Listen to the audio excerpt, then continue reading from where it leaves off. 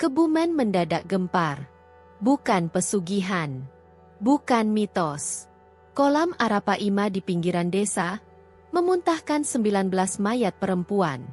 Jika bukan tumbal, lalu siapa yang memesan kematian? Dan kenapa desa selama ini memilih diam? Sahabat semua, terima kasih sudah hadir.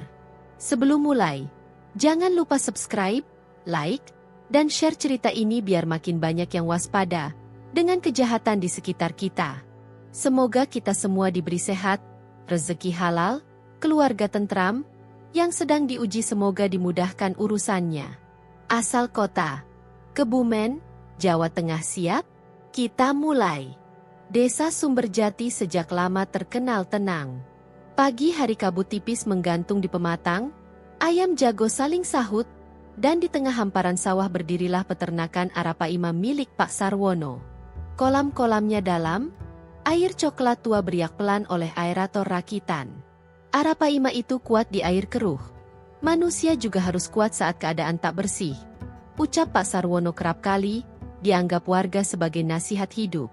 Beberapa pekan terakhir, ketenangan itu retak oleh bau anyir yang mengganggu. Awalnya disangka lumpur, namun makin hari aromanya kian menusuk seperti bangkai tertahan di bawah air. Reza, pemuda desa yang biasa menebar pelet, paling sering mencium perubahan itu. Pagi itu ia datang lebih awal, bahu memikul karung pakan. Biasanya ketika butiran pelet menyentuh air, Arapaima berebut ganas hingga permukaan memercik. Kali ini perairan justru tenang dan malas.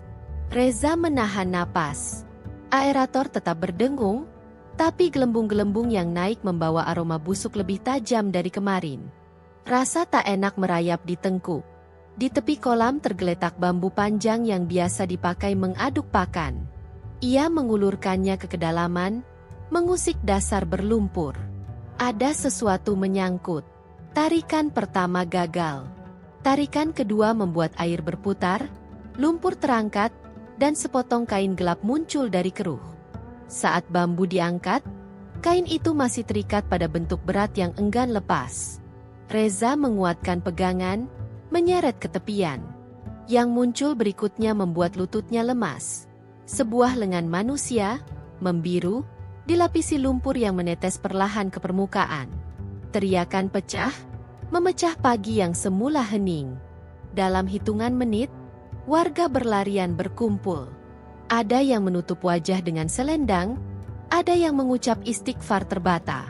Pompa air darurat dinyalakan. Kolam mulai surut.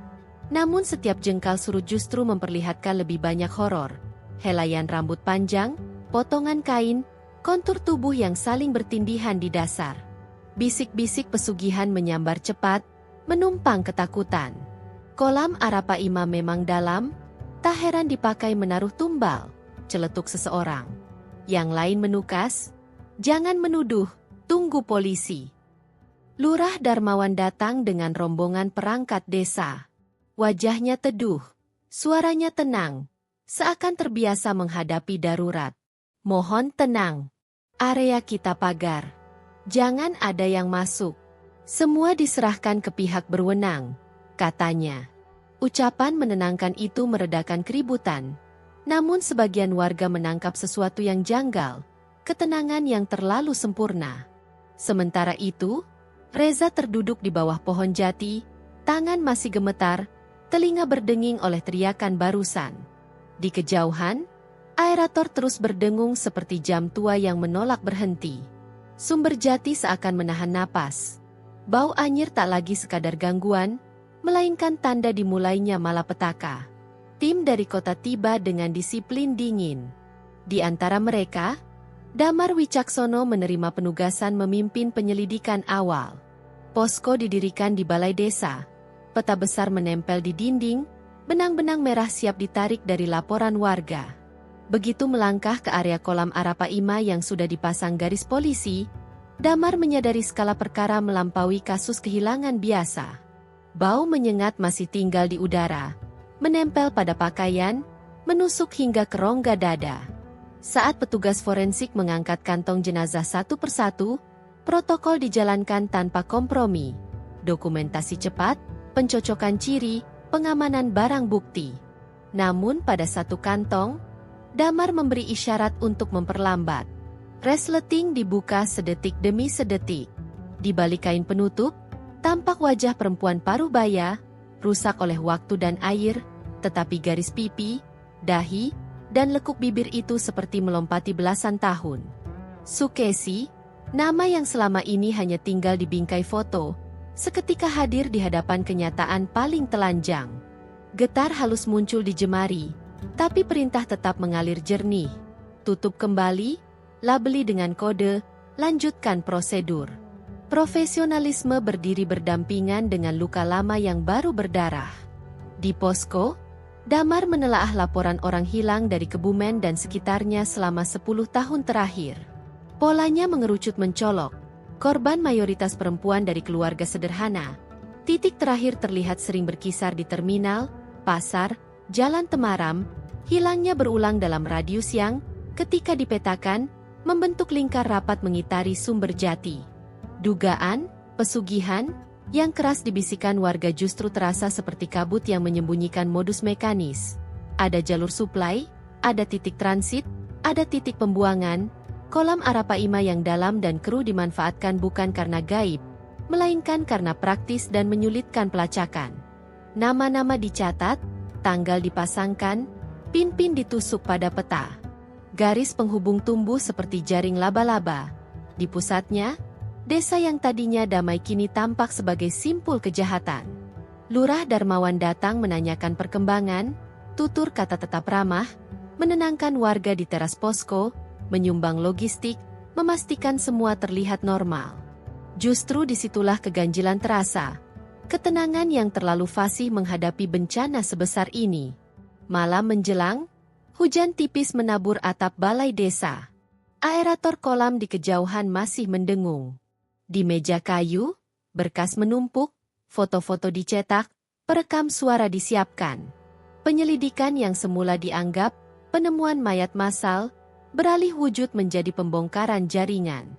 Satu fakta berdiri tegak.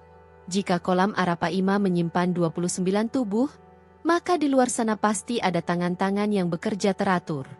Dan di antara tangan-tangan itu, ada satu yang telah merenggut Sukesi dari seorang anak, bertahun-tahun lalu, dan kini memaksa kebenaran kembali ke permukaan. Desa Sumberjati belum pulih dari syok ketika kabar truk box abu-abu yang masuk tengah malam mulai beredar dari warung ke pos ronda. Reza mengingat jelas. Lampu truk dikecilkan, knalpotnya halus, berhenti tak lama di simpang kebun bambu, lalu melaju ke arah gudang tua bekas penggilingan padi. Sopir sempat berbicara dengan pria berjaket gelap yang wajahnya tak asing. Karyo, orang yang kerap terlihat membuntuti Lurah Darmawan saat acara desa. Arah obrolan tak terdengar, tetapi gerak tangan mereka menunjukkan urusan yang bukan sekadar mengantar pakan atau semen. Damar Wicaksono menyiapkan pengintaian sederhana.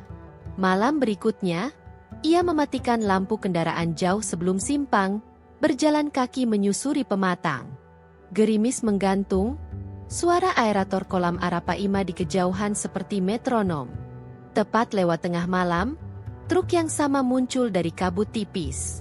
Posisinya menahan napas di balik rumpun pisang, ponsel disetel perekam cahaya rendah.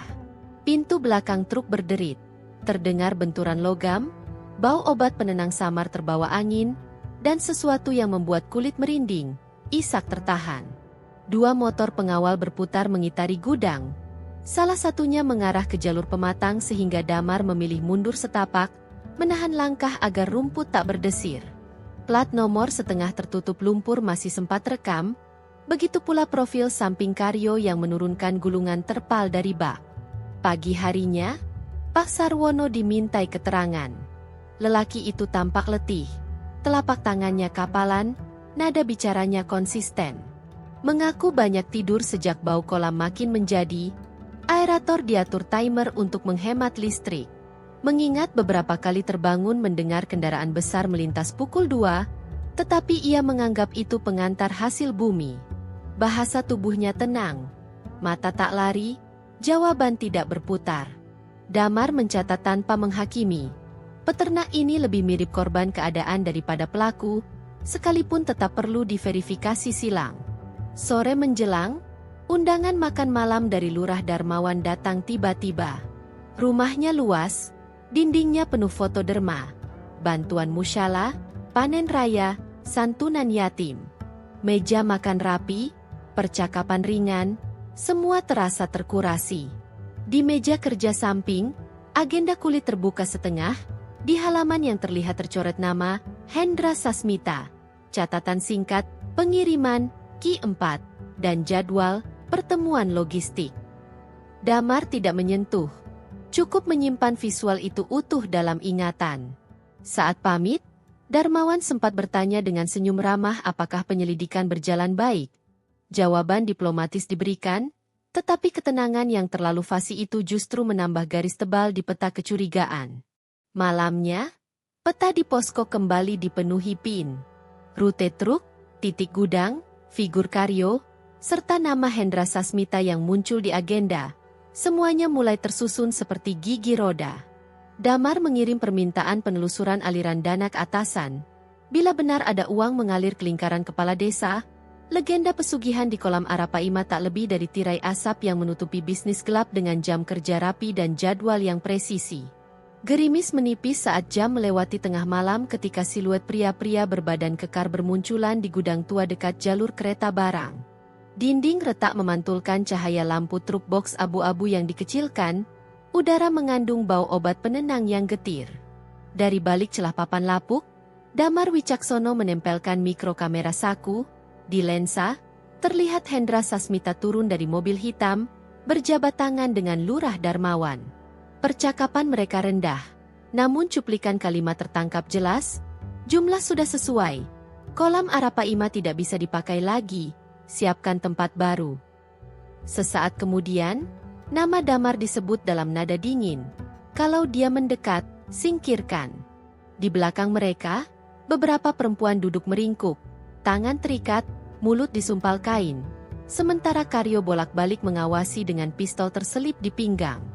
Pintu truk berderit, terpal disingkap, bunyi benturan besi bersahut dengan isak tertahan. Setiap detik terekam, setiap wajah terpotret dalam cahaya yang bergetar. Subuhnya, balasan kotor datang beruntun. Ban mobil dinas ditemukan sobek oleh bilah tajam. Kaca jendela kontrakan pecah dihantam batu yang diikat pesan, berhenti sebelum ikut tenggelam. Di bawah pintu, sebuah amplop coklat diselipkan, isinya foto lama Damar kecil bersama Sukesi, ibunya yang hilang, dengan tulisan miring, "Kau akan menyusul." Tekanan tidak menghentikan langkah. Laporan rekaman dikunci rapat, salinan disebar ke beberapa penyimpanan, dan permintaan dukungan pusat dikirimkan bersamaan dengan matriks hubungan nama, tempat, tanggal. Sore harinya, perwira Fajar Mahendra dari Jakarta tiba membawa wewenang dan peralatan forensik tambahan. Keduanya menyisir pinggiran desa, menyambangi rumah kosong yang dilaporkan warga. Di dalamnya, lantai tanah tergenang tipis, tikar usang masih hangat jejak tubuh, tali dan kain penutup mulut berserak, botol sedatif jatuh terguling di sudut. Tempat transit itu mengonfirmasi pola. Korban tidak langsung dibuang, ada jeda, ada penyortiran, ada jadwal. Senja turun saat Bu Murni datang dengan mata bengkak, bercerita tentang Sinta yang lenyap 2 pekan lalu. Terakhir terlihat naik mobil hitam, ia bersumpah suara pria dari dalam mobil mirip Lurah Darmawan. Kesaksian mengguncang warga. Sosok yang selama ini dipuja ternyata berkali-kali muncul di orbit gelap. Malam merapat, posko berdenyut oleh aktivitas. Peta besar kini memuat lintasan truk, jarak gudang, titik rumah transit, dan simpul nama, Hendra, Darmawan, Karyo, yang saling menaut. Di luar, aerator kolam yang dulu menenteramkan kini terdengar seperti metronom ancaman. Kesimpulan sementara mengeras. Mitos pesugihan hanyalah tirai asap. Yang bekerja di baliknya adalah rantai dagang manusia dengan disiplin logistik, jam keberangkatan, dan daftar pengiriman. Dan ketika tirai mulai tersibak, bayang-bayang akan membalas lebih kejam. Rencana malam itu sederhana. Kumpulkan bukti tanpa baku tembak. Reza ditugasi memanjat pohon asam di dekat pagar kawat untuk mengawasi. Sementara Damar Wicaksono dan Fajar Mahendra merayap di sisi dinding gudang, ponsel disetel ke mode rekam cahaya rendah. Gerimis halus turun seperti kabut. Di kejauhan dengung aerator kolam Arapaima menjadi metronom ketegangan. Tepat lewat tengah malam, truk box abu-abu datang dengan lampu dikecilkan. 2 penjaga berkeliling, satu di antaranya Karyo, pistol terselip, rokok menyala merah di ujung bibir. Pintu belakang berderit. Isak tertahan terdengar, terpal disingkap, bau sedatif bercampur lumpur menguar. Nomor plat separuh tertutup tanah, tetapi masih terbaca sebagian. Damar mengambil beberapa frame cepat, menggeser fokus ke wajah Karyo. Sudut tajam pipi dan garis bekas luka terciduk jelas oleh kilatan lampu truk. Malapetaka datang dari hal kecil. Ranting patah di atas pohon. Reza terpeleset, berusaha menahan diri. Namun suara retakan sudah cukup memancing lampu sorot mengarah. "Siapa itu?" teriak penjaga. Peluru peringatan memecah malam. Damar dan Fajar serentak menarik Reza turun, bergerak zigzag melewati semak. Karyo memerintahkan sopir mempercepat muatan, truk mulai melaju. Fajar melempar paku lipat ke jalur tanah. Ban depan meletus, kendaraan oleng, hampir menabrak tong besi. Teriak dari dalam truk membuyarkan formasi penjaga. Beberapa detik kacau memberi celah merekam wajah-wajah lain dan nomor rangka di pintu samping. Namun jumlah lawan terlalu banyak. Penyelamatan di tempat berarti bunuh diri. Keputusan pahit diambil. Mundur selamat membawa bukti. Mereka tiba di posko dalam keadaan belepotan lumpur, napas memburu, tetapi kamera menyimpan emas. Plat, wajah, pola pergerakan, waktu bongkar muat. Kabar keberhasilan parsial itu justru memicu balasan. Dini hari, warung kecil di ujung desa dibakar. Siangnya seorang pemuda ditemukan babak belur dengan kertas bertuliskan, "Harga pengkhianatan." Ancaman tak lagi samar, jaringan merasa terusik. Sore itu, balai desa berubah menjadi ruang rapat warga. Keluarga korban duduk berdesakan. Bu Murni memegang foto Sinta, tangan bergetar namun suara mantap, "Kalau aparat berani, kenapa kami harus diam?" Para pemuda menawarkan jaga bergilir. Para ibu membentuk mata telinga di pasar dan terminal. Para bapak menyiapkan kentongan dengan sandi baru. 1 ketukan tanda asing, 2 ketukan tanda bahaya, 3 ketukan evakuasi. Peta desa ditempeli jalur patroli, titik tempat aman, dan nomor darurat. Pos ronda yang lama sunyi kembali hidup. Obor disiapkan, peluit dibagikan. Dari mulut ke mulut, bisik, pesugihan, berganti keyakinan. Ini urusan manusia, dengan nama, plat, rute, dan jadwal. Menjelang malam, langit menggantung berat. Di posko, Damar dan Fajar mengunci salinan rekaman pada beberapa media, mengirimkan berkas ke pusat, dan menyusun langkah berikutnya. Membongkar gudang utama ketika dukungan tiba. Di luar, suara kentongan terdengar singkat, uji sandi, disusul tawa gugup anak-anak yang ikut berjaga membawa air panas. Sumber Jati mungkin tidak kaya senjata, tetapi malam itu kebersamaan terasa lebih tajam daripada besi manapun. Dan ketika metronom aerator kembali berdengung, setiap kepala tahu, badai besar semakin dekat, namun desa tak lagi sendirian. Tengah malam, balai desa menyala oleh obor dan lampu darurat. Di ujung jalan tanah, Karyo datang bersama belasan pria berjaket gelap, sebagian menenteng besi panjang, sebagian menyelipkan senjata di pinggang. Suara knalpot ditekan rendah, tatapannya menusuk ke kerumunan. "Menyerah sebelum terlambat," teriaknya. Sebagian warga mundur setapak, namun Bu Murni mengangkat obor setinggi dada. "Anak-anak kami hilang karena kalian. Malam ini tidak ada lagi diam." Suaranya pecah, tetapi teguh. Ketegangan memadat seperti kabut. Damar Wicaksono memberi isyarat tangan singkat. Fajar Mahendra berdiri sedikit di depan, menjaga jarak aman dengan warga. Kentongan dipukul 2 kali. Kode, bahaya. Seketika barisan pemuda merapat, bambu dipegang kuat, peluit disiapkan. Karyo melangkah maju, ejekan tipis keluar di sela gigi. Kepala kalian boleh panas, tapi uang kami lebih dingin. Ia mengangkat besi, Damar menepis, bunyi benturan menggetarkan udara. Pertarungan singkat meletup. Karyo limbung ketika besinya terpental, tali dari warga menyambar, mengekang pergelangan tangannya. Riuh kecil pecah, namun semakin keras deru mesin dari arah utara. Dari gelap, mobil hitam berhenti selurus balai desa. Hendra Sasmita turun berjas rapi. Wajahnya tenang seperti orang yang datang rapat, bukan kekeributan. Di sampingnya, Lurah Darmawan muncul dengan senyum datar, mencoba menghidupkan citra lama. "Jangan ikut-ikutan provokasi," katanya pada warga. "Semua ini fitnah." Jawaban terbentur bukti. Fajar mengangkat ponsel, memutar rekaman gudang. Potongan suara Hendra dan Darmawan tentang kolam Arapaima sudah tak bisa dipakai, bergema melalui speaker portabel. Wajah-wajah menegang, beberapa ibu menjerit menyebut nama anak yang hilang. Hendra mengeraskan rahang, memberi tanda pada anak buah. Tembakan peringatan meletus ke udara. Obor bergoyang, ayam berhamburan dari bawah panggung. Damar menarik warga ke sisi tembok, memastikan jalur evakuasi terbuka. Saat situasi nyaris runtuh, sirene kendaraan taktis memecah malam. Lampu biru merah membelah jalan desa. Unit dari pusat turun menyebar, perisai terangkat.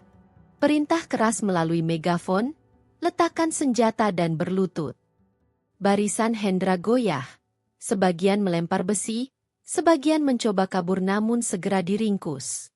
Darmawan berputar, hendak menyelinap ke sisi rumah perangkat. Dua pemuda menghadang. Fajar menstabilkan situasi agar tidak terjadi main hakim sendiri. Borgol mengunci pergelangan Hendra. Darmawan diangkut menuju mobil tahanan, topeng ketenangannya runtuh. Warga menahan tangis campur lega. Di kejauhan, dengung aerator kolam terdengar lagi. Kali ini bukan sebagai ancaman, melainkan tanda malam mulai reda. Menjelang subuh, asap tipis dari obor yang pada melayang di atas lapangan. Reza berdiri di tepi pagar, memandang ke arah kolam Arapaima yang sunyi. Ikan itu kuat di air keruh, gumamnya, tapi desa lebih kuat ketika berdiri bersama. Damar memegang foto Sukesi yang diletakkan di atas meja posko, menunduk sejenak sebelum menyerahkan bukti-bukti pada komandan tim pusat. Sumberjati bernafas lagi. Mitos pesugihan runtuh, jaringan dagang manusia terbuka di siang bolong. Pagi memantul di dedaunan padi, dan untuk pertama kalinya setelah sekian tahun, jalan tanah desa terasa ringan dilewati langkah-langkah yang tak lagi dibayangi rasa takut. Terima kasih sudah mengikuti sampai akhir. Kisah ini mengingatkan, kejahatan sering bersembunyi di balik citra dermawan.